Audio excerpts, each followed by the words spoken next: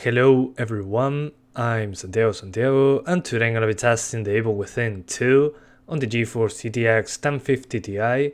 For FPS monitoring, I'll be using CAM. If you want to download the software, there's a link down in the description. And if you enjoy the content and want to support the channel directly, there are affiliate links down in the description as well. So the Evil Within 2, I'll be doing 1080p, 900p and 720p. To skip to any of those sections of the video, check the description below. So first I'll show you 1080p using the G4560. Ultra settings first, with depth of field lower from ultra to medium, the rest cranked up to the max.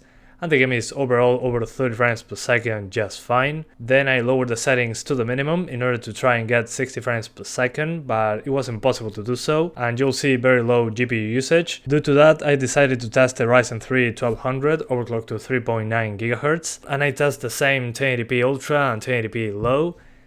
And I see very minor differences, just like 3 or 4 frames more on the Ryzen 3 1200 on certain scenarios, but it was impossible to get 60 frames per second constant. Then on 900p I do ultra settings, again over 30 frames per second just fine, but when I lower everything to the minimum trying to get 60s, I'm still not hitting that target consistently. And finally at 720p, again ultra settings, and then when I lower everything to the minimum, I get over 50 frames per second. So this is the closest I was able to get to 60 frames per second, 720p low, but it makes no sense due to the GPU usage. I'll talk more about that in a second. So in the options menu, apart from resolution and all that kind of stuff, we have an FOV slider. The default FOV was quite low.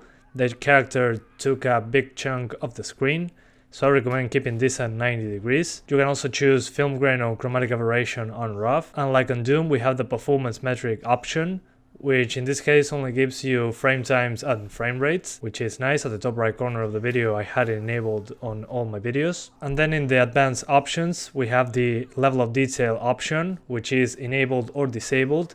In this case, enabling it means that it will limit the level of detail, so you have less detail on distant objects to get better performance. So if it's disabled, it means that is more demanding. Then we have object motion blur, camera motion blur, which I don't usually like motion blur, but in this game is very well done.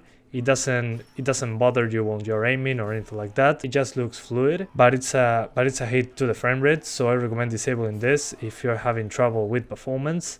Then we have depth of field quality, the DOF, which you can turn it off, low, medium, high or ultra. I recommend lowering it to medium. I had a big hit in performance, at least on my end, when I'm aiming down sights.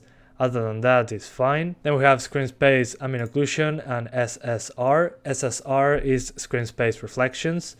Both of those options are also a bit hit to the frame rate, so I recommend playing with those settings and see how it goes. Then we also have volumetric lighting, which are the God rays, pretty much. You can call them that way. On anti-aliasing we have disabled, FXAA, TAA, or a mix of FXAA and TAA. I noticed a small hit in performance using this setting, so no problems there.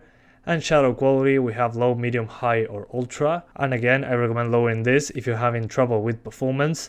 Pretty much all the options here have a noticeable impact in performance, so I recommend just adjusting the overall quality. For example, you want to lower the settings instead of changing individual stuff. Go into the overall quality and try low, medium, high or ultra. And if you want to tweak it a little bit, just play with the depth of field, SSR and motion blur. With those I usually get the frame rate bump I need, but overall this game is not running that good. On all my cards I wasn't able to get 60 frames per second constant, even using a GTX 1060. The game just loves to drop below 60 frames per second, it's not fully utilizing the GPU. For some reason it's around 50 to 80%, it doesn't go any higher, and there's no reason to do so. If I lower the resolution it still does, it's not a CPU thing. I tried better CPUs and this still happened, so it seems to be just a problem with the game. Let's hope that this is fixed with a patch. And we're missing a texture quality option, which I don't understand why. Maybe it's hidden somewhere but I didn't find it. But if you have a 2GB VRAM card, you get over the 2GB limit, so we will start using RAM and page file to fill in the gaps, so keep that in mind. But yeah guys, that's pretty much it. I hope you keep enjoying the video. Thanks for watching and see you next time.